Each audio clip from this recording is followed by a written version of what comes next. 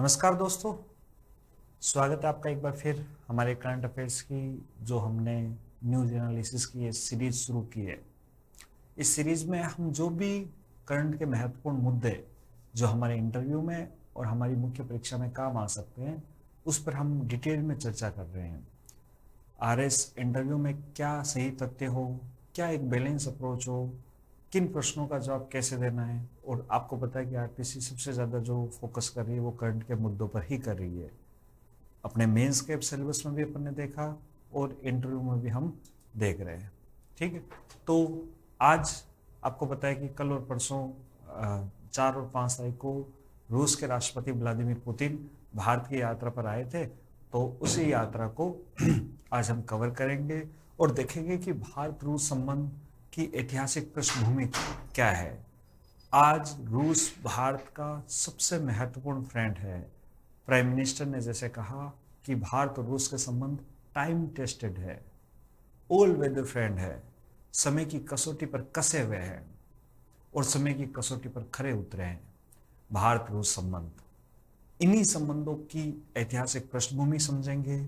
आज़ादी के बाद भारत रूस संबंधों में क्या क्या उतार चढ़ाव आए, 1971 के युद्ध में कैसे यूएसएसआर ने भारत का साथ दिया और उसके बाद जब यूएसएसआर का विघटन हुआ तो उसके पश्चात जब भारत ने एलपीजी को अपनाया तो भारत रूस संबंध में क्या नई ऊंचाइयां आई। और हम इसके साथ साथ ये भी देखेंगे कि भारत जो तेल इंपोर्ट करता है वहाँ पे ऊर्जा के क्षेत्र में, रक्षा के क्षेत्र में, डिफेंस और स्पेस के क्षेत्र में किन किन क्षेत्रों में दोनों देश मिलकर काम कर रहे हैं और अभी की वर्तमान चुनौतियाँ क्या है, इस पर चर्चा करेंगे। पूरे विश्व में आपको पता है ये बहुत बड़ा चर्चा का मुद्दा बना हुआ है। माननीय प्राइम मिनिस्टर खुद पुतिन की अगुवाई करने के लिए एयरपोर्ट पर गए थे सारे प्रोटोकॉल को तोड़कर। तो एक तरीके से ये पूरे वेस्टर्न वर्ल्ड को और अमेरिका को एक तरीके से ये संदेश था कि भारत किसी के भी दबाव में काम नहीं करेगा। भारत अपनी स्ट्रेटेजिक रणनीति बनाने में फ्री है, अपने फ्रीडम है। वो किसके साथ क्या संबंध बनाता है ये उसके राष्ट्रीय हित तय करेंगे, ना कि किसी अन्य देश का दबाव। तो आज इसी कहानी को हम बहुत ही डिटेल में, बहुत ही विस्तार में देखेंगे, पढ़ेंगे और समझेंगे। जुड़े रहना आप हमारे साथ। पुतिन की भारत यात्रा और 23वां भारत रूस शिखर सम्मेलन। आपने आज और कल अखबारों में ये तस्वीरें खूब देखी होगी। ये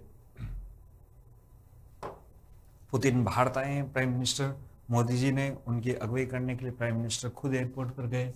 ठीक है, फिर अपन ने देखा कि रात्रि भोज हुआ, प्राइम मिनिस्टर और पुतिन दोनों एक साथ एक गाड़ी में सवार होकर आगे बढ़े। फिर अपन ने देखा कि प्राइम मिनिस्टर और पुतिन ने प्रेसिडेंट पुतिन ने राष्ट्रपति भवन में राष्ट्रपति से मुलाकात की, 7 लोक कल्याण मार्ग पर इनका भोजन हुआ और फिर भगवत गीता अपने पुतिन को माननीय प्रधानमंत्री ने भेंट की और भी कई उपहार भेंट किए। फिर पुतिन महात्मा गांधी की जो समाधि स्थल है राजघाट, वहाँ पे गए और वहाँ पे इन्होंने पुष्पांजलि अर्पित की। फिर राष्ट्रपति भवन में जब सुबह 23वां शिखर सम्मेलन हुआ था तो उस संदर्भ में भी माननीय राष्ट्रपति और पुतिन एक दूसरे से मिले और लंच किया। तो सारी कहानी अपन शुरुआत से लेकर एकदम शुरू से शुरू करते हुए अपन भारत रूस संबंध जो आज़ादी से पहले शुरू हुए थे या आज़ादी के बाद शुरू हुए थे, वहाँ से लेकर कल तक क्या क्या डेवलपमेंट्स हुई, कैसे कहानी आगे बढ़ी, पूरी कहानी को अपन बहुत ही विस्तार से समझेंगे और जानेंगे। और हम ये देखेंगे कि क्यों रूस भारत का टाइम टेस्टेड फ्रेंड है, क्यों हम इसे ऑल वेदर फ्रेंड कहते हैं। चलिए शुरू करते हैं।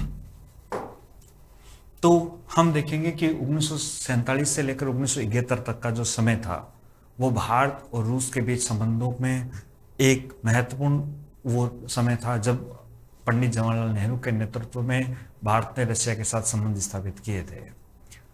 1947 से 71 तक ये संबंधों की नींव का निर्माण का दौर था।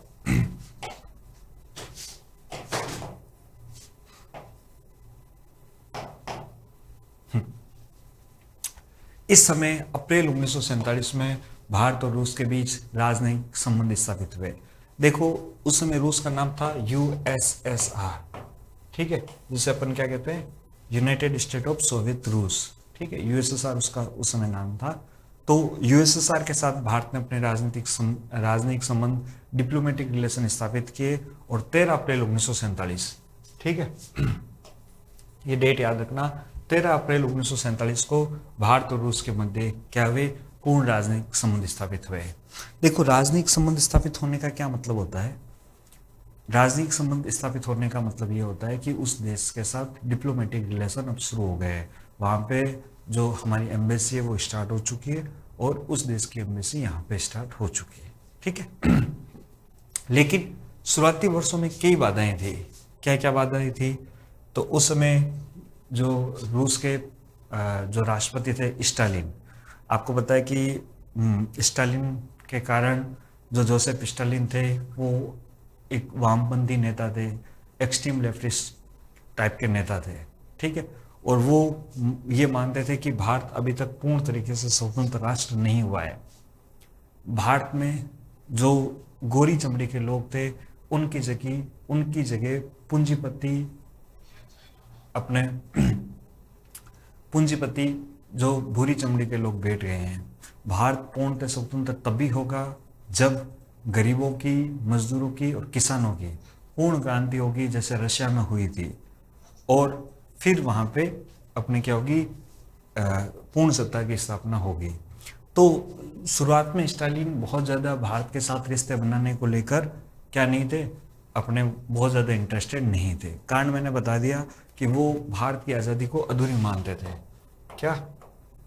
भारत की आज़ादी को अधूरी मानते थे। स्टालिन के साथ साथ पूरा जो हम कम्युनिस्ट जो लोग थे वो भारत की आज़ादी को अधूरी मानते थे, ठीक है।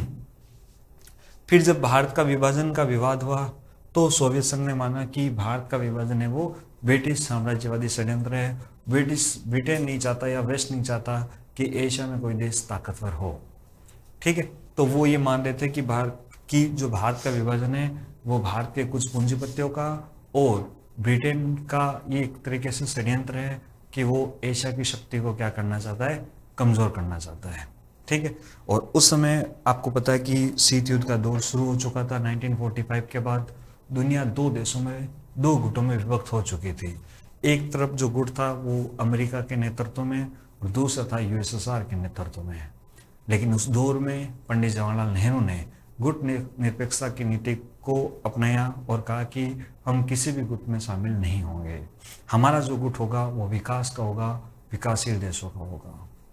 तो जो गुट निरपेक्षता की नीति जो अपने non alignment movement Pandit Nehru ने शुरू किया था, उससे स्टालिन को लग रहा था कि ये सोवियत रूस की शक्ति को कम करने के लिए शुरू किया गया है।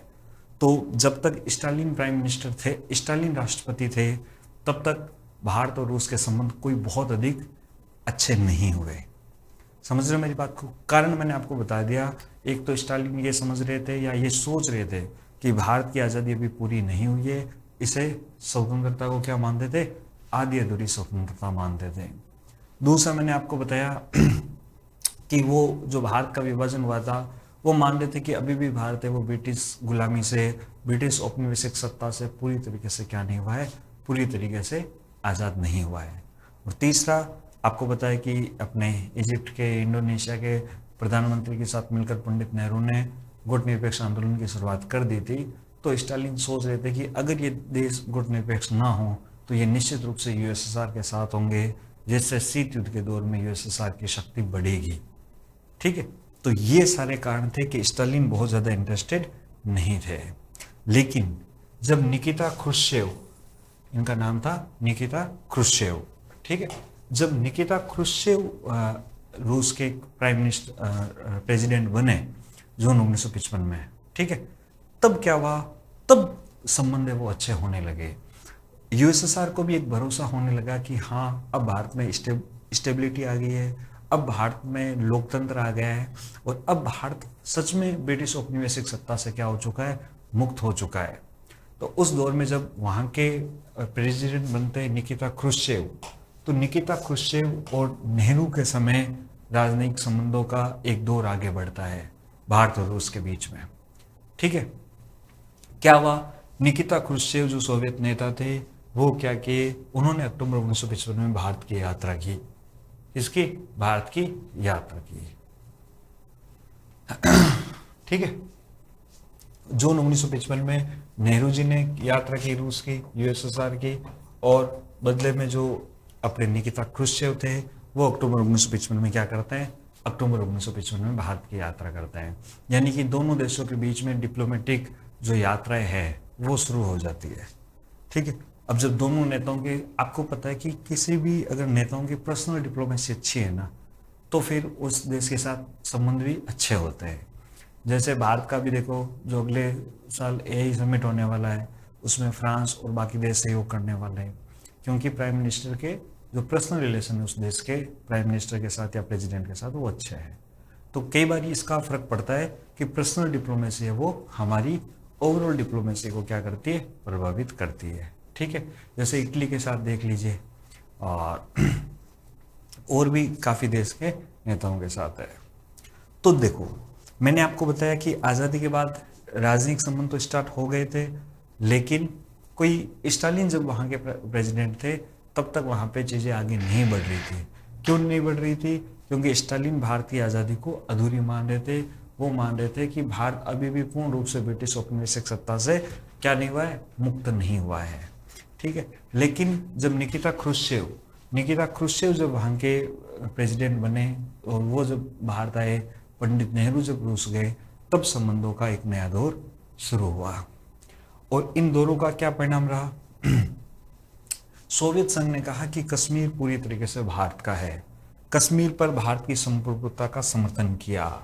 देखो यहां से देखो, यूएसएसआर भारत में समर्थन करना स्टार्ट कर रहा है और कह रहा है कि भाई जो कश्मीर है वो क्या है? वो भारत का है। आपको पता है कि उस दौर में पूरा वेस्टर्न वर्ल्ड है ना, वो मिलकर भारत के साथ एक तरीके से यूएन में षड्यंत्र रच रहा था। आपको पता है कि जब कश्मीर पर जब महाराजा हरि सिंह ने विलय पत्र पर साइन किए थे, तो उस समय जो पाकिस्तान की सेना के भेष में या पाकिस्तानी सेना ने क्या कर दिया था? इन्वेड कर दिया था, आक्रमण कर दिया था। और कुछ हिस्सा जिसे आज अपन पीओके कहते हैं, पाकिस्तान ऑक्युपाइड कश्मीर, उस हिस्से पर अवैध रूप से क्या कर लिया? कब्जा कर लिया था। तब पंडित नेहरू और बाकी जो नेता थे उन्होंने यूएन में जाने का निश्चय किया था और यूएन ने वहाँ पे सीज फायर करवा दिया था। ठीक है। लेकिन उस दौर में रूस ये कह रहा था कि नहीं, कश्मीर किसका है? कश्मीर भारत का है। ठीक है। तो यूएसएसआर ऐसा देश था जिसने कश्मीर पर भारत की संप्रभुता का 1995 में क्या किया? समर्थन किया। भारत में दो कॉलोनियां थी, गोवा और गोवा, जिन पर क्या था? अपने डचों का और पुर्तगालियों का क्या था? अपने कब्जा था। फ्रांसीसियों का, दादर नगर हवेली का ना, दादर नगर हवेली पर, गोवा पर, पुडुचेरी पर, इन पर फ्रांसीसियों और पुर्तगालियों का कब्जा था। ठीक है। और इन कब्जों पर अपने मान्यता दी किसने? रूस ने। कहा कि भाई ये भारत के क्षेत्र हैं। आपको पता है कि फिर भारत सरकार ने उसको अनुच्छेद 3 के तहत हमारे देश में शामिल किया था। ठीक है। चाहे वो पुडुचेरी हो, चाहे वो गोवा हो, चाहे वो दादर नगर और दमन और दीव हो। ठीक है। तो पहला काम तो ये किया कि कश्मीर पर भारत का समर्थन किया, गोवा को और मतलब जो पुडुचेरी थी या जो दादर नगर हवेली थी उस पर भारत के अधिकार का क्या किया? भारत के क्षेत्राधिकार का समर्थन किया रूस ने। उसके बाद देखो इस्पात संयंत्र के लिए सोवियत प्रौद्योगिकी हस्तांतरण का समझौता हुआ। ठीक है। देखो भिलाई में रूस की सहायता से क्या लगा? स्टील प्लांट लगा। उस दौर में हमारे देश में पूरी हमारी जो इकोनॉमी थी वो एकदम एग्रीकल्चर बेस्ड थी, एग्रीकल्चर पर निर्भर थी। लेकिन कुछ बड़े भारी उद्योगों की स्थापना 1955 के दौर में शुरू हुई थी, दूसरी पंचवर्षीय योजना के बाद। तो उसी समय रूस की सहायता से हमने भिलाई छत्तीसगढ़ में हमने क्या किया? हमने स्टील प्लांट लगाया। ठीक है। ये अपन को ध्यान रखना है।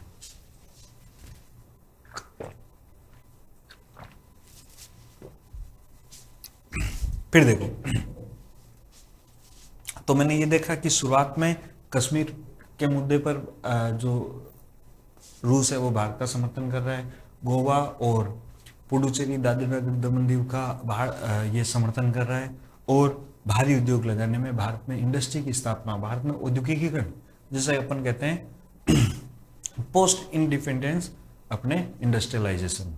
तो स्वतंत्रता के पश्चात भारत में औद्योगिकीकरण करने में अगर शुरुआती दौर में किसी ने सबसे महत्वपूर्ण भूमिका निभाई तो वो सोवियत रूस था। ठीक है। और दोनों देशों के बीच पहली सांस्कृतिक सहमति पर भी इस समय हस्ताक्षर हुए। तो मैंने आपको बताया कि 1947 में क्या शुरू हो चुके थे, राजनयिक संबंध स्थापित हो चुके थे, लेकिन 1950 से लेकर 55 तक बहुत अधिक ये जो संबंध है वो आगे नहीं बढ़े। क्यों नहीं बढ़े? क्योंकि जो स्टालिन जो जोसेफ स्टालिन थे वो ये मान रहे थे कि भारत की आज़ादी क्या है, भारत की आज़ादी झूठी है, आज़ादी अधूरी है, और भारत पर अभी भी किसका प्रभाव है, ब्रिटिश औपनिवेशिक सत्ता का प्रभाव है। ठीक है, ये अपन को ध्यान रखना है। अब देखो, तो अब हम शुरू से लेकर शुरू करते हैं पिछले जो 78 वर्षों का एक जो विश्वसनीय सफर दोनों देशों ने जो शुरू किया है उसी में अपन आगे बढ़ते हैं। मैंने आपको ये बताया कि भारत और जो रूस के संबंध है, आपने एक शब्द बार बार सुना होगा, विशेष एवं विशेषाधिकार प्राप्त रणनीतिक संबंध। ठीक है, एक वर्ड आप बार बार सुनते हो, विशेष एवं विशेषाधिकार प्राप्त रणनीतिक साझेदारी। तो भारत और रूस के संबंध कैसे हैं? तो विशेष एवं विशेषाधिकार प्राप्त रणनीतिक साझेदारी, ये 2010 में इसको दर्जा मिला था। ठीक है, तो 1947 से शुरू हुआ और 2010 तक ये अपने पीक तक पहुंच गया, या आज भी उस पीक की तरफ बढ़ रहा है। यह साझेदारी न केवल सैन्य सुरक्षा पर आधारित है, बल्कि आज हर क्षेत्र में, चाहे राजनीतिक, आर्थिक, वैज्ञानिक, सांस्कृतिक, लोगों का आदान प्रदान हो, उद्योगों का आदान प्रदान हो, टेक्नोलॉजी का आदान प्रदान हो, हर क्षेत्र में भारत और रूस एक दूसरे का क्या कर रहे हैं, भारत और रूस एक दूसरे का सहयोग कर रहे हैं। ठीक है।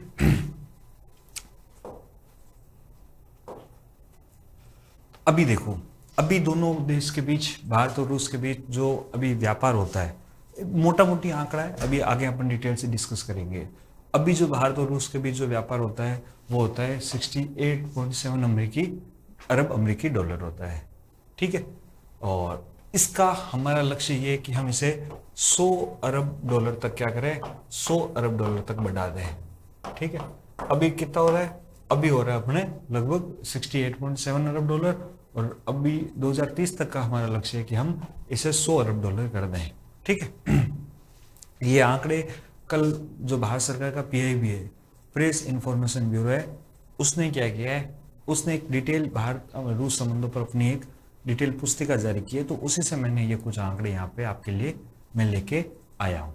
ठीक है, वार्षिक शिखर सम्मेलन कौन सा था, तो ये अभी 23वां था, 4 और 5 दिसंबर 2025 को नई दिल्ली में आयोजित हुआ था। इसका तो अपन डिटेल से अभी चर्चा करेंगे। आज भारत अपनी सैन्य 60% जो सैन्य आवश्यकता है वो कहाँ से खरीदता है, वो रूस से खरीदता है। 2014 के टाइम ये लगभग 80% था। कितना प्रतिशत था? 80% था। आज भी देखो 60% हम कहाँ से खरीद रहे हैं, रूस से खरीद रहे हैं। क्या क्या खरीद रहे हैं आगे अपन इसकी डिटेल से चर्चा करेंगे। ठीक,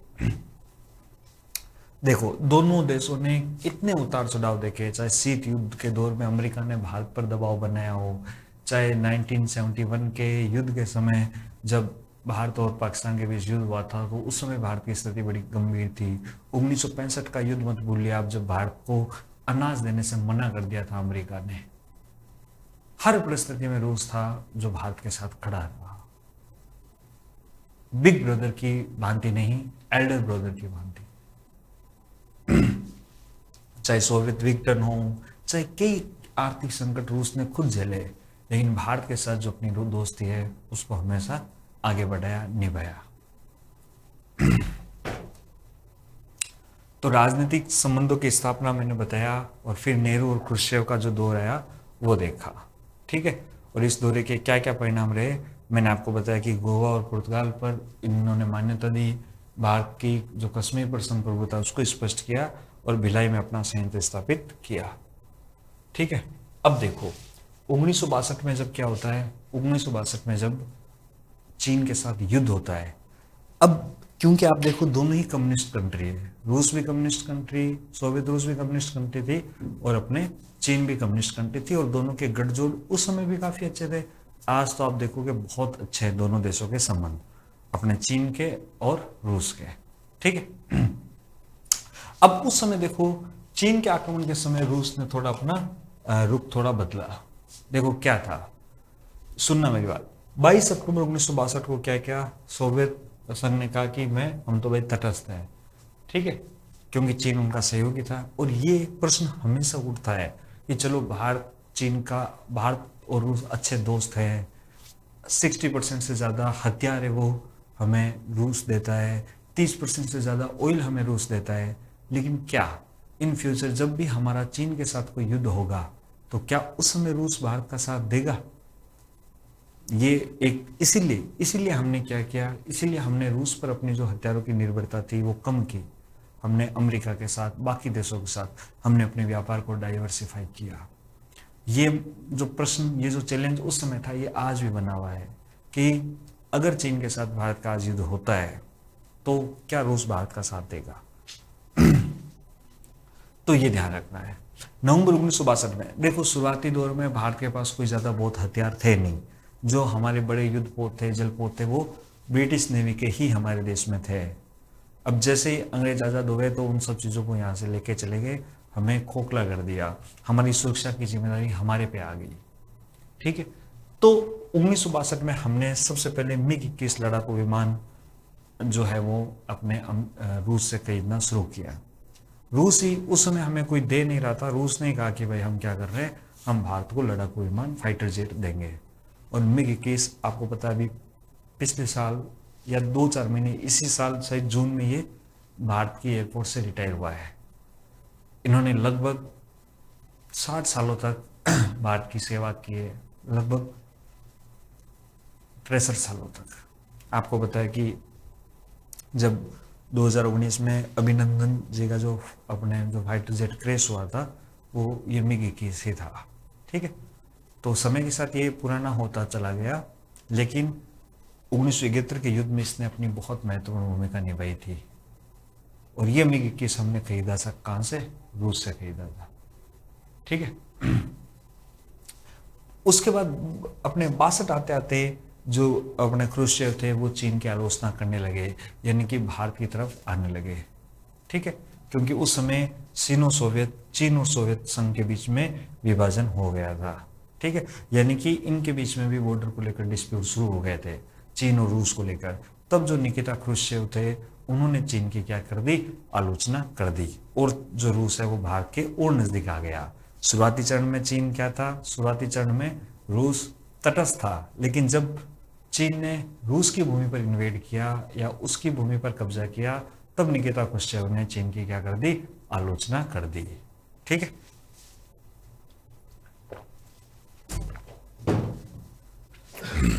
फिर देखिए, अब 1960 के दशक में भारत और चीन के बीच में रक्षा सहयोगों की क्या हो चुकी थी, शुरुआत हो चुकी थी।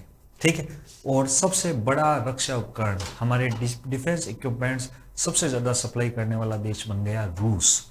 और अभी हम 80% के आसपास 2014 में हम अपने सारे हथियार कहाँ से खरीद रहे थे, रूस से खरीद रहे थे। अब ये लगभग 60% हो गया। हम खुद से बनाने लगे, मेड इन इंडिया हथियार भी खूब बनाने लगे हम। ठीक है, और कुछ हमने जॉइंट वेंचर बना लिए, जैसे हम ब्रह्मोस मिसाइल बना रहे हैं तो दोनों देश मिलकर बना रहे हैं, फिर उसका उत्पादन भारत में हो रहा है। ठीक है, तो 1960 के दशक में सोवियत संघ भारत का सबसे बड़ा रक्षा उपकरण आपूर्तिकर्ता बन गया। ठीक है, हमने भारतीय वायुसेना ने AN-12 परिवहन विमान हमने खरीदे, MiG-21 हमने खरीदे। ठीक है, और हमने IL-14 परिवहन विमान, ये सब हमने शुरुआत में कहाँ से खरीदे, रूस से खरीदे। ठीक है, और ये इससे भारत की जो डिफेंस जो शक्ति है उसमें क्या हुई, वृद्धि हुई। अब उसके बाद चीन के साथ युद्ध के बाद 1966 में ताशकंद समझौता होता है। आपको पता है कि उज्बेकिस्तान के ताशकंद में जब भारत और पाकिस्तान के युद्ध के बीच समझौता हो रहा था, तब लाल बहादुर शास्त्री जी की वहाँ पे क्या हो गई, लाल बहादुर शास्त्री जी की मृत्यु हो गई। ठीक है, उस समय जो रशियन जो एजेंसी थी, इंटेलिजेंस एजेंसी, उसका भी नाम चर्चा में आया था। ठीक है, ये अपन को ध्यान रखना है। तो देखो, लाल बहादुर शास्त्री की मृत्यु के बाद एलेक्सी कोसिजिन ने भारत और पाकिस्तान के बीच ताशकंद की क्या कर दी, ताशकंद समझौते की घोषणा कर दी। और ये रूस ने अपनी कूटनीति से क्या की, एक बहुत बड़ी सफलता हासिल की, जिससे भारत और सोवियत संघ के संबंध और मजबूत हुए। समझ रहे हो मेरी बात को? तभी आप देखो, प्रेसिडेंट ट्रम्प भारत सरकार से ये बात मनवाने पर बार बार दबाव डाल रहे हैं कि आप ये स्वीकार कर लो कि जो मध्यस्थता है वो भारत ने की, जो मध्यस्थता है वो अमेरिका ने की भारत और पाकिस्तान के बीच जो ऑपरेशन सिंदूर हुआ था उसको रोकने के लिए। समझ रहे हो मेरी बात को? उस समय रूस ने जब वहां पे ताशकंद समझौता करवाया तो ये बहुत बड़ी कूटनीतिक जीत मानी जा रही थी। रूस शीत युद्ध के दौर में अमेरिका को ये दिखाने में सफल हो गया था कि वो भी दुनिया की क्या है, दुनिया की महाशक्ति है। ठीक है, ये अपन को ध्यान रखना है। हालांकि यहाँ पे आपको बताया कि लाल बहादुर शास्त्री जी की मृत्यु हो गई थी। अलग अलग कारण इसके सामने आते हैं। जो सबसे मेन कारण जिस पर एक आम सहमति सी है कि भाई इनको खाने में जहर दे दिया गया था। कई जगह आता है कि हार्ट अटैक आ गया था, तो वो अलग अलग इसके कारण है। अब देखो, 1971 में 9 अगस्त 1971 जब भारत और रूस के बीच शांति, मैत्री और सहयोग की संधि हुई। ठीक है, ये अपन को ध्यान रखना है। कितने वर्षों के लिए? अपने 20 वर्षों के लिए भारत और रूस के बीच क्या हुई? शांति, मैत्री और सहयोग की संधि हुई। इस संधि में क्या क्या प्रावधान थे? ये भारत की, ऐसा कहते हैं कि 1971 में जब भारत ने ये संधि की तो भारत अब गुटनिरपेक्ष देश नहीं रहा, वो भारत रूस के खेमे में शामिल हो गया। ठीक है, हालांकि माननीय जो प्राइम मिनिस्टर थे इंदिरा गांधी जी, इन्होंने कहा था कि भाई हम ये जो रूस के साथ संधि कर रहे हैं ये किसी पर आक्रमण करने के लिए नहीं कर रहे हैं, ये स्वरक्षा के लिए, एक शांति की स्थापना के लिए, मैत्री की स्थापना के लिए और सहयोग की स्थापना के लिए हम ये संधि कर रहे हैं। ठीक है। तो इस संधि के क्या प्रमुख 9 अनुच्छेदों में क्या क्या प्रमुख प्रावधान थे? अनुच्छेद 2 कह रहा था कि अगर आक्रमण होगा किसी भी देश के विरुद्ध तो वो परस्पर एक दूसरे की क्या करेंगे? एक दूसरे की सहायता करेंगे। ठीक है ना? और इसके अनुच्छेद 3 में लिखा हुआ था कि तीसरे पक्ष के साथ आक्रामक सैन्य गठबंधन नहीं करने का वचन, कि भाई हम दोनों मिलकर किसी तीसरे पक्ष के साथ हम आप पर या मुझ पर हमला करने के लिए क्या नहीं करेंगे? गठबंधन नहीं करेंगे। और ये अपने संधि कब तक रहेगी? 20 वर्षों के लिए रहेगी। ठीक है। और अगर हम दोनों देशों के बीच कोई भी विवाद होता है तो उसका हम क्या करेंगे? शांतिपूर्ण विवादों का निपटारा करेंगे। तो इस तरीके से इंदिरा गांधी जी ने 1971 में सोवियत रूस के साथ शांति, मैत्री और सहयोग की संधि की। और यह संधि बहुत ही सही साबित हुई, क्योंकि 1971 में ही दिसंबर की बात है, भारत और पाकिस्तान के बीच युद्ध हो गया। आपको पता है कि पाकिस्तान ने जो बांग्लादेश में जो मूवमेंट चल रहा था शेख मुजीबुर रहमान के नेतृत्व में, उसको कुचलने के लिए अपनी आर्म फोर्सेस भेजी, उन पर अत्याचार किए, महिलाओं के साथ दुराचार किया। इस स्थिति में भारत ने क्या किया, और भारत के पश्चिम हिस्से पर भी इन्होंने आक्रमण कर दिया था। तब भारत ने अपनी सेना भेजकर न केवल बांग्लादेश को आज़ाद करवाया, बल्कि पाकिस्तान के 93,000 सैनिकों को क्या चटाई? धूल चटाई, और उन्हें अपने उनको हथियार डालने पर मजबूर कर दिया। 1971 युद्ध सोवियत समर्थन का ऐतिहासिक उदाहरण। ठीक है, 3 दिसंबर 1971 में जब पाकिस्तान हमला करता है, तब इस युद्ध में सोवियत रूस हर तरीके से भारत की क्या करता है? हर तरीके से भारत की मदद करता है। वो चाहे सैनिक सहायता देना हो, ठीक है, हथियार, चाहे MiG-21 हो, चाहे अपने टैंक हो, चाहे तोपे हो, इन सब की आपूर्ति करने में सहयोग करता है। ठीक है, रसद सहायता हो, ईंधन, गोला बारूद, ये सब दिए। ठीक है, और राजनयिक संबंध दिया। ठीक है, UNSC में भारत के पक्ष में इन्होंने वीटो किए थे। ठीक है, जिससे हमें कई बार कई आतंकवादियों को आतंकवादी घोषित करना हो, या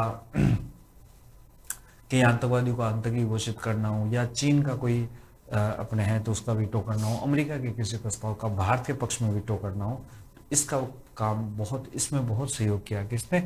रूस ने। ठीक है, और 4 दिसंबर को सोवियत नौसेना पैसिफिक से बंगाल की खाड़ी में भेज दी। जो अमेरिका ने क्या किया? अमेरिका ने भारत पर दबाव बनाया कि वो युद्ध को रोक दे, या उसमें पाकिस्तान का सहयोग ना करे या पाकिस्तान से लड़ाई ना करे, तो जब अमेरिका पाकिस्तान के पक्ष में अपना 7वां बेड़ा भेजता है, तो इस स्थिति में सोवियत रूस है वो 4 दिसंबर को क्या करता है, अपना जो नौसेना उसको बंगाल की खाड़ी में भेज देता है, जिससे अमेरिका भारत पर आक्रमण नहीं कर पाता। ठीक है, तो ये देखो 7वीं फ्लीट कौन भेजता है, 7वीं फ्लीट भेजता है अमेरिका 13 दिसंबर को। अमेरिका विमानात्मक पोत जो यूएसएस इंटरप्राइज था वो बंगाल की खाड़ी में प्रवेश कर जाता है। ठीक है, लेकिन सोवियत संघ वो अपनी परमाणु न्यूक्लियर जो सबमरीन है, परमाणु पनडुब्बी वहां पे तैनात कर देता है, जिससे अमेरिका युद्ध में हस्तक्षेप नहीं कर पाता। ठीक है, और 16 दिसंबर 1971 को अंततः भारत क्या करवा देता है, भारत बांग्लादेश को स्वतंत्र करवा देता है। ठीक है, ये अपन को ध्यान रखना है, अंततः भारत बांग्लादेश को क्या करवा देता है, स्वतंत्र करवा देता है। ठीक है, और ये सोवियत समर्थन का सबसे बड़ा मजबूत उदाहरण, और वहां से भारत और रूस के संबंध है वो और ज्यादा क्या हो गए, और ज्यादा मजबूत हो गए, और ज्यादा उसमें गहराई आ गई, उसमें इमोशनल जो भारत की जनता का या रूस की जनता का, जो दोनों देश की जनता है, वो एक दूसरे से इमोशनली कनेक्ट एक तरीके से हो गई कि हाँ, विपरीत परिस्थिति में रूस ने भारत का क्या किया है, सहयोग किया है। ठीक है, अब देखो फिर 71 से लेकर 99 तक मैं आपको कह रहा हूं ना कि भारत और रूस के संबंधों में कहीं कोई दिक्कत आई नहीं है आज तक। ठीक है, सारे संबंध बहुत अच्छे चले हैं।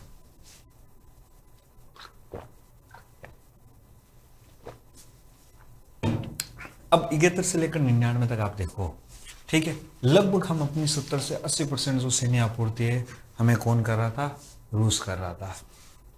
ठीक है, चाहे वायुसेना के लिए मिग 21 हो, हमने 800 से अधिक विमान मिग 21 रूस से खरीदे हैं समय समय पर।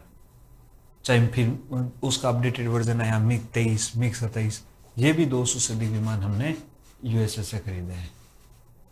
ठीक है, थल सेना के लिए हमने T-72 टैंक, इस तरीके से 2000 से अधिक T-72 टैंक या अलग अलग टाइप के टैंक हमने यूएसएसआर से खरीदे हैं। ठीक है, और ये BMP-1-2, इसके अलावा भी हमने राइफल्स हो या अलग अलग तरह के हमारे वेशभूषा हो, बहुत सी चीजें हमने रूस से खरीदी है। नौसेना ने हमने फॉक्सट्रोट पनडुब्बियां खरीदी, 8 पनडुब्बियां। ठीक है ना, जो कशिन विध्वंसक है, डिस्ट्रॉयर है, वो हमने 5 जहाज वहां से खरीदे। और भी मैं तो कहता हूँ 2014 तक 80% से ज्यादा चीजें हम रूस से ही खरीदते थे। ठीक है, अभी हमने कोई बड़ा विमान राफेल है वो कहां से खरीदा है, वो फ्रांस से खरीदा है, या हमने जो तेजस है वो हम अपने अमेरिका की सहायता से, अमेरिका अपन को इंजन प्रोवाइड करवा रहा है, उसकी सहायता से हम उसको बना रहे हैं। ठीक है, बाकी मोस्ट ऑफ जो हमारे एयरफोर्स की सारी चीजें तो हम वहीं से ही खरीदते आए।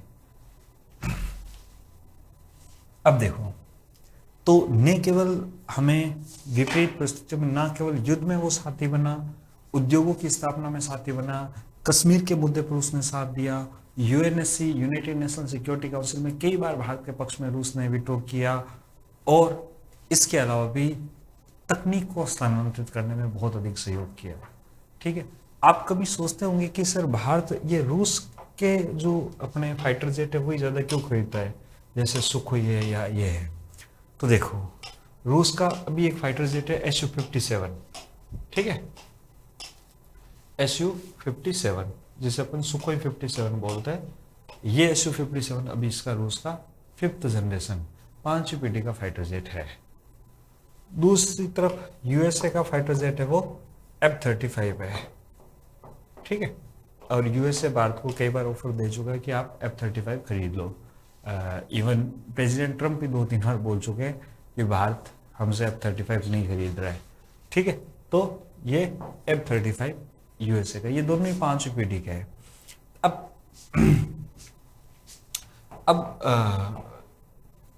चीन कह रहा है कि भाई हमने भी हमारा 5th जनरेशन फाइटर जेट बना लिया, J-15 थंडर नाम से, या ऐसा कुछ नाम है उसका।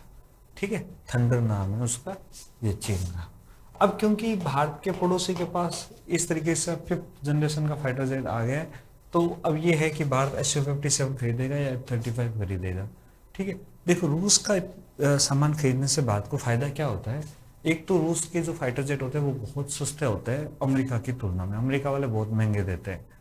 दूसरा है कि जो रूस है वो टेक्नोलॉजी ट्रांसफर कर देता है, जॉइंट प्रोडक्शन की बात कर देता है कि चलो हम मिलकर, जैसे ब्रह्मोस है तो दोनों जॉइंट प्रोडक्शन कर रहे हैं, ठीक। और तीसरा है कि जो सोर्स कोड है उस फाइटर जेट के, वो भी रूस शेयर करने को तैयार है। सोर्स कोड का मतलब समझ रहे हो आप? सोर्स कोड का मतलब जब कोई भी फाइटर जेट होती है उसमें कौन सी मिसाइल लगेगी वो सोर्स कोड से ही तय होता है, ठीक है। अब जैसे मान लीजिए भारत ने राफेल खरीदा फ्रांस से, तो भारत उसमें हर कोई मिसाइल नहीं लगा सकता क्योंकि उसका सोर्स कोड होता है, ठीक है। अगर हम उसमें ब्रह्मोस फिट करना चाहते हैं तो हमें सोर्स कोड पता होना चाहिए।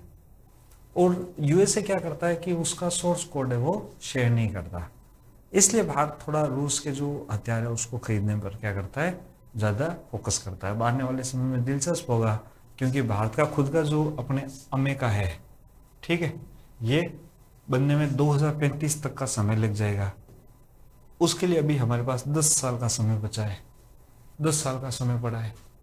तो इस स्थिति में हम क्या खरीदेंगे, क्योंकि हमें 5th जनरेशन चाहिएगा तो सही, तो हम क्या खरीदेंगे। अब जब ट्रंप आए, जब पुतिन यहाँ आए थे तो इस पर बहुत चर्चा हो रही थी कि ये डिफेंस डील हो जाएगी, हालांकि ये तो नहीं हुई, लेकिन जो SU जो अपना S-400 है उसके दो अपने जो और जो अपने दो 5 टोटल डिलीवरी होनी थी SU-50 जो अपने S-400 की, वो 3 हुई, अभी 2 होनी बाकी है, तो उस पर जरूर बातचीत हुई है।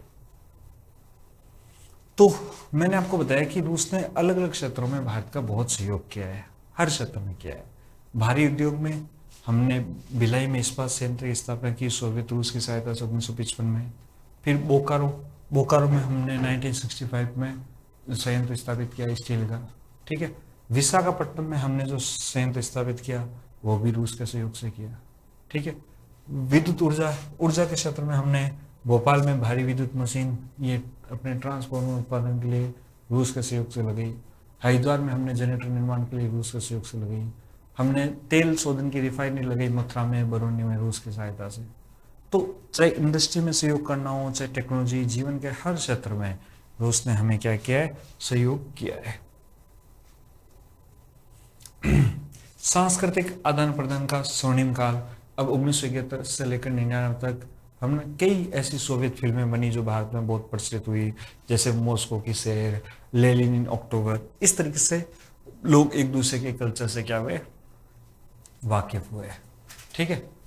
भारतीय संस्कृति का रूसी विद्वान निकोलस ने क्या किया, भारत में अध्ययन किया, ठीक।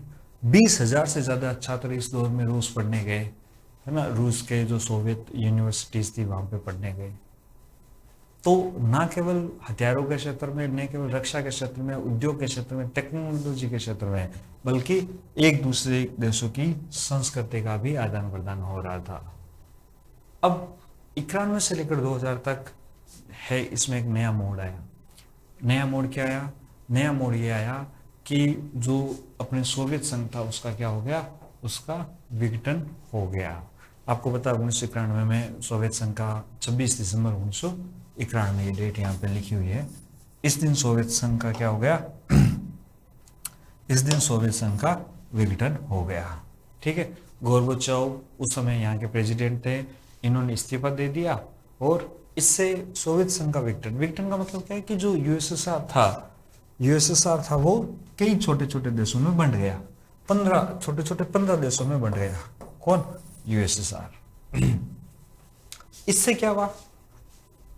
इससे जो रूस एक दुनिया की महाशक्ति थी, क्या था? दुनिया की महाशक्ति थी, अब वो रूस दुनिया की महाशक्ति नहीं बची, ठीक है। और उसकी जीडीपी में 50% की कमी आ गई, ठीक है। जो 12 अरब रुपए का ऋण था वो अब क्या हो गया, लगभग मूल्यहीन हो गया, है ना। जो हथियारों के मेंटेनेंस के लिए हमें जो पार्ट चाहिए थे उसमें कमी आने लग गई, क्योंकि यूएसएसआर उतनी बड़ी शक्ति रहा नहीं था, ठीक है। और वहां पे एक अस्थिरता का माहौल आ गया था, ठीक है। और हमारा एक रणनीतिक असंतुलन भी पैदा हो गया, क्योंकि हमारा जो एकमात्र विश्वसनीय सहयोगी था वो क्या हो गया, उसकी शक्ति कम हो गई, उसकी शक्ति का पतन हो गया, ठीक है। तो ये अपन को ध्यान रखना है कि भाई जो रूस था वो जब रूस का यूएसएसआर का जब विघटन हुआ तो संबंधों में थोड़ी सी क्या आई, नरमाहट आई, क्यों आई? क्योंकि रूस में एक अस्थिरता का माहौल था, जो हमें हथियारों के पार्ट्स चाहिए थे वो समय पर नहीं मिल रहे थे, जो व्यापार था वो भी एक तरीके से क्या हो चुका था, ठप हो चुका था। ठीक है। अब देखो, भारत की बहुदिशा 1991 के आर्थिक संकट के बाद भारत ने एक नई दिशा अपनाई, और अब हमने क्या किया, हमारी जो पीवी नरसिम्हा राव की सरकार थी, हमने आर्थिक उदारीकरण अपनाया, हमने हमारे बाजार को दुनिया के लिए खोला, और भारत ने थोड़ा बहुत जो अपनी पूंजीवादी अर्थव्यवस्था की तरफ क्या दिया, अपना ध्यान दिया। ठीक है, भारत की अर्थव्यवस्था में थोड़ा पूंजीवादी तत्व है वो बढ़ गया। हमने लुकिश नीति बनाई, हमने कहा कि हम सिर्फ रशिया पर ही जोर नहीं देंगे, हम आसियान देशों के साथ भी अपने संबंध बनाएंगे।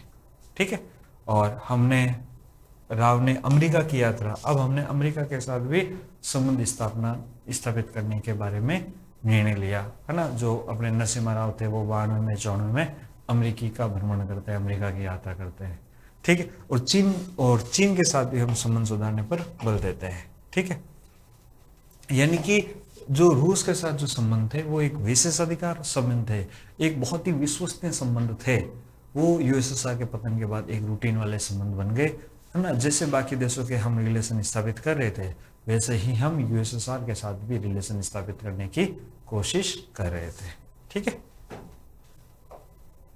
अब देखो, पोखरण में परमाणु परीक्षण करता उसके बाद भारत मई 1998 में, कब?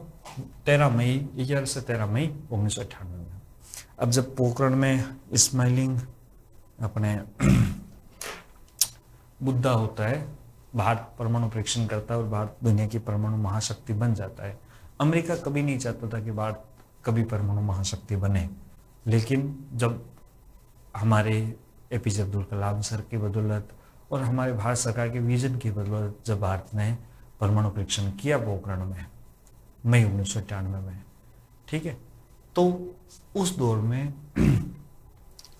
अब भारत ने परमाणु परीक्षण कर तो लिया, लेकिन पश्चिमी देशों ने भारत पर क्या लगा दिए, कई तरह के प्रतिबंध लगा दिए। जैसे आज हम पर टैरिफ लगे ना, हमारे देश पर अमेरिका ने 50% टैरिफ लगा दिया। क्या क्या क्या लगा कि भाई भारत रूस से तेल खरीद रहा है, ठीक है, जबकि कल खुद पुतिन ये कह रहे थे कि भाई अमेरिका स्वयं भी तो हमसे एनर्जी, न्यूक्लियर एनर्जी या बहुत सी एनर्जी की चीज़ें खरीदता है, तो फिर खुद खरीद रहा है तो भारत को मना क्यों कर रहा है। ठीक है, तो जैसे आज की स्थिति है ना, तो वैसे ही प्रतिबंध भारत पर उस समय लग गए थे। आज तो अभी तो हालांकि सिर्फ टैरिफ ही लगे, लेकिन उस समय हमारे पर अपने काफी जो प्रतिबंध है वो लग गए थे। ठीक है, रूस एकमात्र प्रमुख देश जो खुले तौर पर भारत के सामने आया और कहा कि भाई भारत को भी हर संप्रभु देश को जैसे अधिकार है अपनी आत्मरक्षा का, वैसे ही अगर अपने भारत आत्मरक्षा के लिए परमाणु परीक्षण करता है तो उसमें कहीं कोई दिक्कत नहीं है। इस तरीके से अटल बिहारी वाजपेयी सरकार का समर्थन करता है कौन? रूस। ठीक है, और संबंधों में पुनरुत्थान एक प्रारंभ हो जाता है। हालांकि इस समय जो रूसी अर्थव्यवस्था थी वो वित्तीय संकट से गुजर रही थी। हमारा जो द्विपक्षीय व्यापार है वो 2 अरब तक आ गया था। मतलब रूस की हालत बहुत ज़्यादा अच्छी बची नहीं थी। हालांकि रूस एक महाशक्ति तो बचा हुआ ही था, क्योंकि उसके पास ये यूएनएसए में वीटो का पावर था, और सबसे बड़ी आज भी जो सेनाएं थी वो इनके पास ही थी। तो रूस एक महाशक्ति तो निश्चित तौर पर तब भी था, आज भी है। ठीक है, हाँ, आर्थिक रूप से अपन कह सकते हैं कि उसकी अर्थव्यवस्था बहुत कमजोर अब हो गई है। अब देखो 2000 से 2010 तक रणनीतिक साझेदारी का निर्माण। अब यहाँ पे व्लादिमीर पुतिन रूस के राष्ट्रपति बन चुके हैं। ठीक है, अब जब पुतिन रूस के राष्ट्रपति बने हैं, आप देखो पुतिन उस समय राष्ट्रपति बने, पिछले 25-27 सालों से वही राष्ट्रपति है वहां के रूस के। तो कितना बड़ा राजनीतिक अनुभव उनको हुआ होगा एक देश का प्रशासन चलाने का। ठीक है, तो पुतिन अब जब रूस के राष्ट्रपति बने, ठीक है, तो इन्होंने क्या किया, इन्होंने एक सामरिक भागीदारी घोषणा पत्र जारी किया 3 अक्टूबर 2010 को। ठीक है, और उस समय रूस के राष्ट्रपति थे व्लादिमीर पुतिन और भारत के थे अटल बिहारी वाजपेयी प्रधानमंत्री। दोनों ने मॉस्को में इस 8 बिंदु रणनीतिक साझेदारी पर घोषणा की। क्या कहा इसमें कि हम बहुध्रुवीय विश्व व्यवस्था चाहते हैं, क्योंकि 1991 के बाद दुनिया में एक नया वर्ल्ड ऑर्डर आ गया था। क्या आ गया था? एक नया वर्ल्ड ऑर्डर आ गया था, दुनिया एक ध्रुवीय हो गई थी। ठीक है, तो उस एक ध्रुवीय दुनिया में अटल बिहारी वाजपेयी जी ने कहा और पुतिन ने कहा कि हम बहुध्रुवीय विश्व व्यवस्था के लिए प्रतिबद्ध हैं। हम चाहते हैं कि रूस भी अमेरिका जितना ताकतवर बने, भारत भी अमेरिका जितना ताकतवर बने, या जर्मनी या कोई भी देश जो बनना चाहता है ना। दुनिया किसी एक ध्रुव पर कायम नहीं रहेगी, किसी एक देश की पुलिस जैसी दादागिरी है ना, एक जैसे अपने जो अमेरिका अपने दुनिया को खुद का पुलिसमैन समझता है, इसको रूस और भारत स्वीकार नहीं करेंगे। ठीक है, ये अपन को ध्यान रखना है।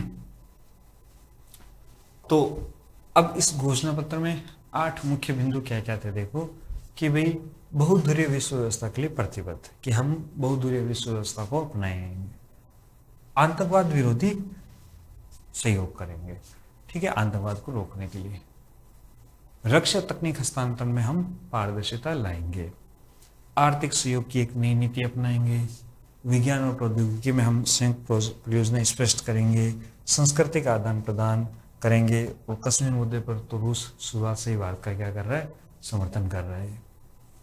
एशिया प्रशांत स्थिरता के लिए सहयोग है। ठीक है, तो ये अपन को ध्यान रखना है। तो मैंने आपको बताया था ना कि 1991 में जब यूएसएसआर का विघटन हुआ तो अमेरिका दुनिया का एकमात्र नया world order, new world order अस्तित्व में आया। ठीक है, और अमेरिका दुनिया का एकमात्र क्या बन गया, अमेरिका दुनिया का एकमात्र पुलिसमैन बन गया। ठीक है, एकमात्र पुलिसमैन, या दुनिया अमेरिका की हेजेमनी में जीने लगी। ठीक है, ये अपन को ध्यान रखना है। लेकिन अब दुनिया बहुध्रुवीय विश्व व्यवस्था की तरफ बढ़ चुकी थी 2000 के दशक में, और भारत और रूस भी यही कह रहे थे कि हम बहुध्रुवीय विश्व व्यवस्था का क्या कर रहे हैं, समर्थन कर रहे हैं। ठीक है, यूएसए की क्या हो गई, यूएसए की हेजेमनी स्थापित हो गई। ठीक है, अब देखो हमने अंतर सरकारी सहयोग है ना, इसकी स्थापना करने के लिए हमने क्या किया, अपने 2 प्रभाग बनाए। ठीक है, अपने इंटर गवर्नमेंट आईजीसी एक टीसी बनाया, और ये जिसमें विदेश मंत्री और उप प्रधानमंत्री भाग लेते हैं, और ये व्यापार विज्ञान और संस्कृति की दिशा में काम करती है। और एक जो भारत रूस अंतर सरकारी है जो सहयोग है, उसमें दोनों रक्षा मंत्री भाग लेते हैं। ठीक है, जो सैन्य तकनीक में सहयोग पर बात करते बल देते हैं। ठीक है, ये अपन को ध्यान रखना है।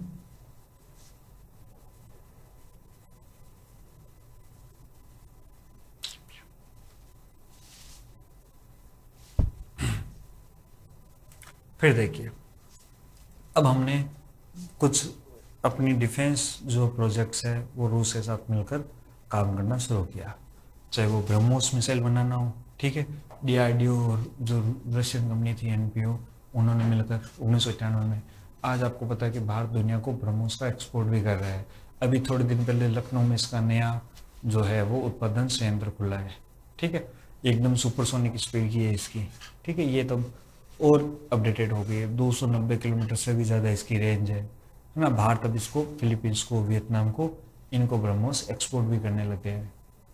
ठीक है, दूसरा अपन पढ़ते हैं आईएनएस विक्रमादित्य, जिसका पहला नाम था एडमिरल गोरसोकाव।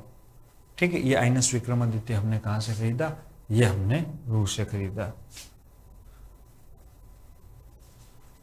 फिर देखो है ना, रूस ने परमाणु ऊर्जा के सहयोग में परमाणु ऊर्जा के क्षेत्र में हमारा सहयोग किया। कुदनकुलम तमिलनाडु में जो परमाणु ऊर्जा संयंत्र था वो हमने रूस के सहयोग से चालू किया था। ठीक है, जिसकी 2 इकाइयाँ चालू हो चुकी है, 30 इकाई निर्माणाधीन है। अपन पढ़ते हैं ना भारत में परमाणु ऊर्जा संयंत्र, ठीक पढ़ते हैं, नारा तारा का कुंड नायगा कल्पक्का। ठीक है, ना से नरोरा, तारापुर ना, कुदनकुलम, कल्पक्कम। ठीक है, अपने ये सारे जो परमाणु ऊर्जा संयंत्र के केंद्र है, उसमें एक अपना कुदनकुलम भी है। ठीक है, फिर देखो अंतरिक्ष के क्षेत्र में भी हम सहयोग कर रहे हैं। हमने जो हमारा शुरुआती उपग्रह था आर्यभट्ट, ठीक है, वो आर्यभट्ट है वो रूस के सहयोग से ही हमने क्या किया था, लॉन्च किया हुआ, ठीक। और इसको जो इसरो और वहाँ की जो है जो जो अंतरिक्ष एजेंसी रोसकॉस्मोस, ये दोनों मिलकर सहयोग कर रहे हैं। चाहे शुरुआत में उपग्रह की स्थापना हो, चाहे हमारे जो चंद्रयान मिशन हो, चाहे गगनयान मिशन हो, इन सब में रूस क्या कर रहा है, भारत का सहयोग कर रहा है, ठीक है, ये अपन को ध्यान रखना है। और अभी 2010 के बाद दिसंबर 2010 में हमारे भारत और रूस के संबंध है वो क्या बन गए, विशेष और विशेषाधिकार प्राप्त रणनीतिक साझेदारी, ठीक है। ये शब्द आपको ध्यान रखना है कि भारत और रूस के संबंधों को विशेष एवं विशेषाधिकार प्राप्त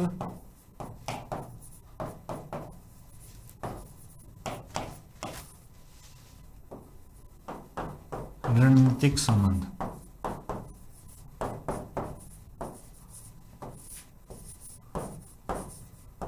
तो भारत और रूस के बीच विशेष एवं विशेषाधिकार प्राप्त रणनीतिक संबंधों की स्थापना कब होती है, 2010 में होती है, ठीक है, ये अपन को ध्यान रखना है।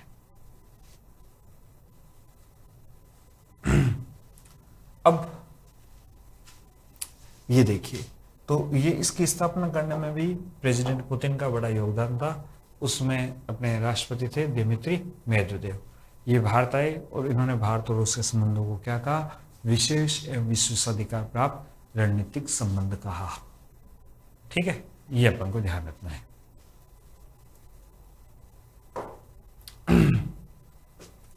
अब 2014 से 2025 तक जब से प्राइम मिनिस्टर नरेंद्र मोदी हमारे भारत के प्रधानमंत्री बने हैं, नरेंद्र मोदी जी, तब से इन संबंधों में और ऊंचाइयां आई है।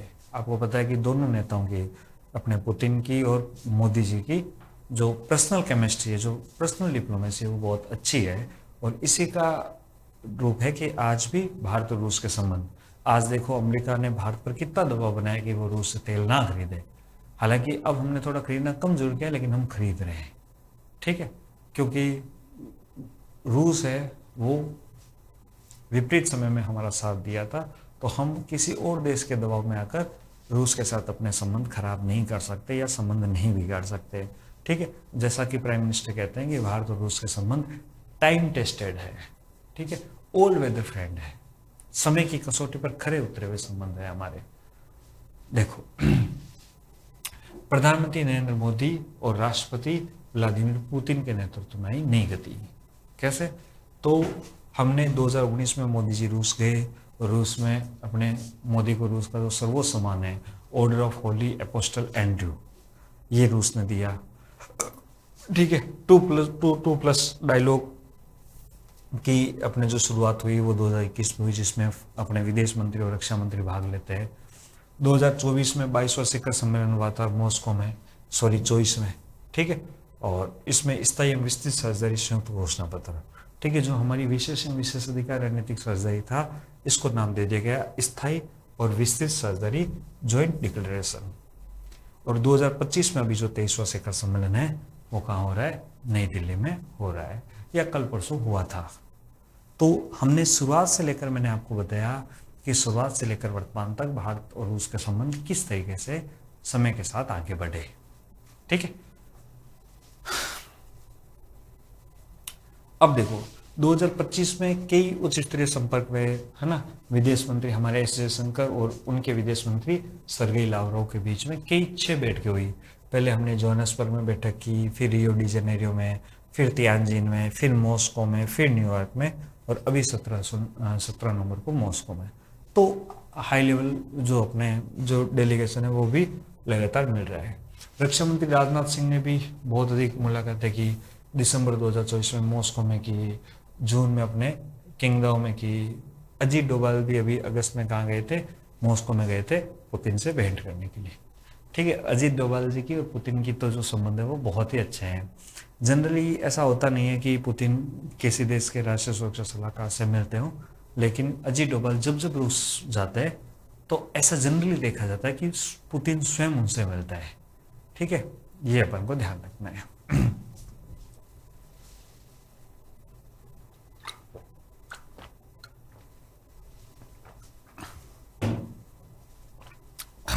आगे चलते हैं। आज हम सभी क्षेत्रों में अब क्या कर रहे हैं, अब हम थोड़ा इसका डिटेल से देख रहे हैं कि दोनों देशों के बीच में पॉलिटिकल और डिप्लोमेटिक जो कम्युनिकेशन है वो कैसे होता है। ठीक है, एक तो हमने 2+2 डायलॉग देखा, एक भारत रूस अंतर सरकारी सहयोग संगठन देखा या सहयोग कमेटी देखी, वहां से होता है। ठीक है, और तो ये भारत और रूस के बीच जो रणनीतिक संवाद है वो अब संस्थागत हो चुका है, इंस्टीट्यूशनलाइज हो चुका है ना। ऐसे तय कर रखा है कि भाई हर साल शिखर सम्मेलन होगा, हर साल अपने उसका जो द्विपक्षीय संबंध है उसकी मजबूती को लेकर कार्य होगा। और आप देखो पिछले 23 सालों से लगातार शिखर सम्मेलन हो रहा है। इसका मतलब हमारे रिश्ते न केवल मजबूत है बल्कि निरंतर भी है, व्यवस्थित भी है, क्रमबद्ध भी है। ठीक है, और भविष्य दृष्टा भी है। ठीक है, अब देखो सर्वोच्च तंत्र, सबसे पहले सबसे ऊपर जो डायलॉग का बिंदु है वो है वार्षिक शिखर सम्मेलन। ये 2002 में शुरू हुए थे। अभी इस बार जो शिखर सम्मेलन चल रहा है वह है 23वां शिखर सम्मेलन। ठीक है, और इसके से अध्यक्षता की थी भारत के प्रधानमंत्री ने और रूस के राष्ट्रपति ने। ठीक, इसका उद्देश्य क्या है, ये शिखर सम्मेलन होता है, दोनों देश के नेता बैठते हैं और हर क्षेत्र पर चर्चा करते हैं क्या क्या और घोषणाएं हो सकती है, किन किन की घोषणाओं में क्या क्या सुधार हो सकता है। 2021 में मैंने आपको बताया कि 2+2 मंत्री स्तरीय संवाद है वो भी शुरू हो चुका है। इसमें दोनों देशों के विदेश मंत्री, और इसको 2+2 क्यों कहते हैं, क्योंकि इसमें भारत के भी रक्षा और विदेश मंत्री, भारत के भी रक्षा मंत्री और विदेश मंत्री भाग लेते हैं, रूस के भी रक्षा मंत्री और विदेश मंत्री भाग लेते हैं। ठीक है, इसका उद्देश्य यही है, रक्षा और विदेश नीति में क्या स्थापित करना, समन्वय स्थापित करना। देखो ये भारत रूस India Russia inter government committee, इसकी स्थापना भी हुई। ठीक है, और इसमें अपने एस जयशंकर और रूस प्रथम डिप्टी पीएम ये भाग लेते हैं। इसकी बैठक अभी मॉस्को में हुई थी। रक्षा मंत्री और राजनाथ सिंह की MMTC की बैठक दिसंबर 2024 में हुई थी। ठीक है, और कार्यकारी स्तर में अपन आपको पता है कि हमारे जो विदेश सचिव है, जो विक्रम मिश्री है, वो फोन पे भी नियमित बैठ के होती रहती है, बातें होती रहती है। संसदीय सहयोग भी चलता रहता है। ठीक है, हमारे लोकसभा के स्पीकर और वहाँ के उनके स्टेट ऑफ ड्यूमा के चेयरमैन ये भी लगातार बैठ के करते रहते हैं। ठीक है, तो हर लेवल पर, विदेश सचिव के लेवल पर, NSA के लेवल पर, रक्षा मंत्री के लेवल पर, विदेश मंत्री के लेवल पर, प्राइम मिनिस्टर के लेवल पर हमने वार्ताओं के सारे दरवाजे खोल रखे हैं। ठीक है, रक्षा सहयोग हम सभी प्रमुख प्रणालियों का विस्तार कर रहे हैं। ठीक है, और हमारा जो 60%, अभी मैंने आपको बताया ना, 60% हमारी जो सैन्य तकनीकी जो आवश्यकताओं की पूर्ति रूस करता है। ठीक है, फिर देखो कुछ चीजों का हम संयुक्त उत्पादन भी कर रहे हैं। ठीक है, संयुक्त उत्पादन से भारत को भी फायदा है क्योंकि भारत भी उसका एक्सपोर्ट कर सकता है। ठीक है, और वो इंडिया में होता तो लागत भी कम आ जाती है। ठीक है, जैसे हम सुखोई 13 है, इसका हम संयुक्त उत्पादन कर रहे हैं। ठीक है नासिक में 272 से अधिक विमान हमने बना दिए। T-19 जो भीष्म है, जो टैंक है, उसका हम क्या कर रहे हैं, 1000+ टैंक हमने बना दिए। ब्रह्मोस मिसाइल भारत और रूस का जॉइंट वेंचर है, हम निर्यात कर रहे हैं फिलीपींस को। ठीक है, ये जो अपने AK-47 या AK-203 जो राइफल है, ये अपने कोरवा में बन रही है, मेड इन इंडिया पूरी तरीके से। MiG-29 के जो नौसेना के लिए अपने उन्नत हवाई जहाज है वो भी हम बना रहे हैं। तो कई संयुक्त उत्पादन हम रक्षा के क्षेत्र में मिलकर कर रहे हैं। ठीक है, कुछ नए प्रोजेक्ट जैसे S-400 के अभी हमने 5 स्क्वाड्रन खरीदने की बात कही थी। आपको पता है कि ऑपरेशन सिंदूर में S-400 ने एक भारत के सुदर्शन चक्र की तरह कार्य किया। एक भी पाकिस्तानी मिसाइल भारत के ऊपर नहीं गिर पाई या भारत को कोई नुकसान नहीं पहुंचा पाई। ठीक है, हमने टोटल 5 स्क्वाड्रन इसके खरीदने की बात की है। 3 की डिलीवरी हो चुकी है, 2 की डिलीवरी होना बाकी है जो 2026 तक हो जाएगी। इसको लेकर भी बातचीत हुई है। ठीक है, एक वायुसेना में हमने हेलीकॉप्टर खरीदा है रूस से, कामोव MiG-31, ठीक है। एक हमने जेट खरीदा MiG-21, MiG-29 जो भी उसका नया वर्जन है, अपग्रेडेड वर्जन है, ठीक है। तो इस तरीके से हम क्या कर रहे हैं, हम अपने रक्षा आयात का 36% हम जॉइंट वेंचर में कर रहे हैं, दोनों देश मिलके। तो ये भी हमारे लिए क्या है, फायदे का सौदा है। फिर आर्थिक क्षेत्र में संबंध देखो, हाँ ये एक चिंता का विषय अब बनता जा रहा है। और इस बार जो समिट हुआ है, जो भारत रूस शिखर सम्मेलन हुआ है, इसमें सबसे बड़ा मुद्दा यही था कि किस तरीके से जो आर्थिक जो घाटा है भारत का, जो व्यापार घाटा है, उससे निपटा जाए। देखना, सुनना मेरे ध्यान से कि अभी हमारा जो द्विपक्षीय व्यापार है वो लगभग 68.7 US अरब डॉलर के बराबर होता है, और इसे 2030 तक 100 अरब डॉलर करना है, ये मैंने आपको बता दिया, ठीक है। अब भारत निर्यात कितना करता है, देखो भारत निर्यात केवल लगभग 5 अरब डॉलर ही करता है, ठीक है। और निर्यात में हम क्या कर रहे हैं, हम या तो उसको फार्मा दे रहे हैं, या रसायन दे रहे हैं, या अपने स्टील दे रहे हैं, ठीक है, ये दे रहे हैं। मतलब निर्यात बहुत कम कर रहे हैं 5 अरब का, जबकि खरीद कितना रहे, खरीद रहे हम लगभग 64 अरब का, ठीक है। 64 अरब का हम क्या खरीद रहे हैं, हम अपने तेल ही खरीद रहे हैं 50+ अरब डॉलर का, तो ठीक है। अब देखो किसी देश को आप अपने क्या कर रहे हो, किसी देश को आप बेच तो केवल 5 रुपए की चीज रहे हो, खरीद उससे कितने रुपए की रहे हो, खरीद उससे रहे हो, आप देखोगे खरीद उससे रहे हो 64 रुपए की, लगभग कितने रुपए की, लगभग 64 रुपए की। तो अब आपका ये जो 59 रुपए का जो अपने व्यापार घाटा आया है 59 अरब डॉलर का, इसकी पूर्ति कैसे होगी। तो आप कहोगे कि सर भारत इतना फिर रशिया से क्या ही खरीदता होगा, तो यार सबसे ज्यादा हम तेल खरीद रहे हैं, 50 अरब डॉलर से ज्यादा का तो हम तेल खरीद रहे हैं। 2021 से पहले हम उतना तेल नहीं खरीदते थे, ठीक है, लेकिन 2021 से लेकर 25 तक हमने हमारे कुल जो आयात है उसका 60% हमने रूस से ही खरीदना शुरू कर दिया, ठीक है। कितना प्रतिशत, 60% हमने रूस से ही खरीदना शुरू कर दिया। तो ये दिक्कत आ रही है। हालांकि अभी टैरिफ की घोषणा के बाद हमने इसको कम करने की कहा है, लेकिन फिर भी ये 30% से ज्यादा रहेगा। समझ रहे हो मेरी बात को, तो ये अपन को ध्यान रखना है।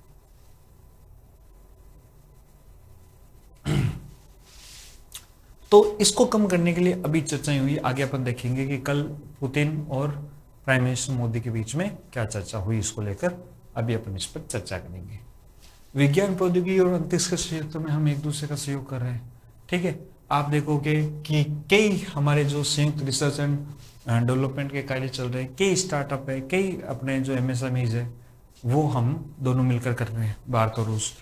अपने इसरो, रोसकोसमोस कई क्षेत्रों में क्या कर रहे हैं, कई क्षेत्रों में एक दूसरे का सहयोग कर रहे हैं। कैसे कर रहे हैं, जैसे हमने 1975 में अपने आर्यभट्ट जो हमारा उपग्रह था उसको रूस के सहयोग से हमने लॉन्च किया था। क्रायोजेनिक इंजन बनाने में हमने रूस के GSLV का सहयोग लिया, GSLV के लिए हमने क्रायोजेनिक इंजन बनाए। गगनयान, ठीक है, जिसमें अपने स्पेस सूट बनाना हो, प्रिसिशन हो, ये सब रूस ही कर रहा है। चंद्रयान के लिए हमने नेविगेशन का काम दोनों ने मिलकर किया, ठीक है। भविष्य में हम ARD-191M इंजन बना रहे हैं, रॉकेट इंजन बना रहे हैं, हमारा कावेरी इंजन बना रहे हैं, ठीक है। तो हर क्षेत्र में, अंतरिक्ष क्षेत्र में दोनों देश मिलकर शुरुआत से ही सहयोग कर रहे हैं। शिक्षा, संस्कृति और लोगों के बीच संबंध में, तो शिक्षा के क्षेत्र में आप देखो कि 20,000 से ज्यादा भारतीय कहाँ पढ़ रहे हैं, अपने रूस से मेडिकल की डिग्री लेके आ रहे हैं, मेडिकल की पढ़ाई कर रहे हैं। आपको पता है जब रशिया यूक्रेन को वॉर हुआ था तो भारत ने इमरजेंसी मेडिकल करने वाले छात्रों को भारत बुलाया था, ठीक है। इंडोलॉजी है ना, रूस की यूनिवर्सिटी में हिंदी, संस्कृत और पाली पढ़ाई जा रही है, ठीक है। स्कूल स्तर पर हमने अटल इनोवेशन मिशन शुरू किया है ना, SIRIOS सेंटर खोले हैं, ठीक है। डिजिटल में हम वेबिनार कर रहे हैं, ऑनलाइन कोर्सेज कर रहे हैं। संस्कृति में हम संस्कृति का आदान प्रदान कर रहे हैं। कल ही मोदी जी ने भारत की जो भारतीय संस्कृति का आधार स्तंभ जो भगवत गीता है वो पुतिन को दी है। वीजा, हम 30 दिन टूरिस्ट वीजा का यूज कर रहे हैं। क्षेत्र हम देखो रूसी फेयर स्टेट, भारतीय राज्य, इन सब की बात कर रहे हैं, ठीक है। हाँ, ये श्रम वाला बड़ा मुद्दा है, इस पर अभी चर्चा हुई थी कि बहुत से रूस को क्या सस्ता श्रम चाहिए, और भारत में पॉपुलेशन अधिक है तो भारत में सस्ता श्रम मिल जाता है, तो बहुत से लोगों को रूस में रोजगार भारत के लोगों को यहाँ से मिल सकता है, उनके श्रम की आपूर्ति पूरी हो जाएगी और भारत के लोगों को क्या मिल जाएगा, रोजगार मिल जाएगा। बहुपक्षीय मंचों पर हम एक दूसरे का सहयोग कर रहे हैं। ब्रिक्स जो उभरती हुई, या जैसे ग्लोबल साउथ का एक बहुत बड़ी देश है ब्रिक्स, उसमें हम भारत क्या करता है, उसमें रूस भी शामिल है, भारत भी शामिल है, ब्राजील, चाइना और साउथ अफ्रीका शामिल है। तो वहाँ पे भारत एक बड़ी एक हस्ती है। एससीओ में हम सहयोग कर रहे हैं, ठीक है, 2025 में भी हमने किया है। G20 में भी हम दोनों की जो मुद्दे होते हैं, रूस कई बार ये कहता है कि भाई भारत को क्या मिलना चाहिए, भारत को यूएनएससी में, यूनाइटेड नेशन सिक्योरिटी काउंसिल में स्थायी सदस्य का दर्जा दिया जाना चाहिए, ठीक है। और इंटरनेशनल जो इंटरनेशनल नॉर्थ साउथ जो ट्रांसपोर्ट कॉरिडोर है, उसमें भी हम सहयोग कर रहे हैं, नॉर्थ साउथ कॉरिडोर में, ठीक है। ग्लोबल साउथ, तो इसमें भी ये रूस हमारा सहयोग कर रहा है, ठीक है। तो इस तरीके से मैंने आपको बताया कि किस तरीके से भारत और रूस शुरुआत से, जब से भारत आजाद हुआ तब से दोनों के रिश्ते एकदम बहुत मजबूत हैं। हर कसौटी पर वो क्या हुए, हर कसौटी पर वो खरे उतरे हैं, ठीक है। ये अपन को ध्यान रखना है। और इस तरीके से हमने शुरू से लेकर, मैं चाहता था तो आपको केवल कल जो पुतिन आए हैं, कल और परसों क्या करके गए, क्या परम घोषणा हुई, इस पर चर्चा करवा सकता था। लेकिन मैंने कहा कि जब तक हम पृष्ठभूमि नहीं समझेंगे, जब तक हमें इतिहास नहीं पता होगा, तब तक हम वर्तमान का विश्लेषण नहीं कर पाएंगे। तो उसी इतिहास को मैंने बताने के लिए आपको ये सारी चीज़ें बहुत ही डिटेल में, बहुत ही विस्तार से बताई है, ठीक है, कि पुतिन की भारत यात्रा कैसे रही और हम दोनों देशों के जो संबंध है वो कैसे आगे बढ़े, ठीक है। तो अभी के लिए इतना ही। नेक्स्ट क्लास में हम कल जो पुतिन की अभी भारत यात्रा हुई है और भारत और रूस के बीच जो 23वां शिखर सम्मेलन हुआ है, इस पर हम बहुत ही विस्तार से, डिटेल से चर्चा करेंगे। Thank you so much. मिलते हैं नेक्स्ट क्लास में।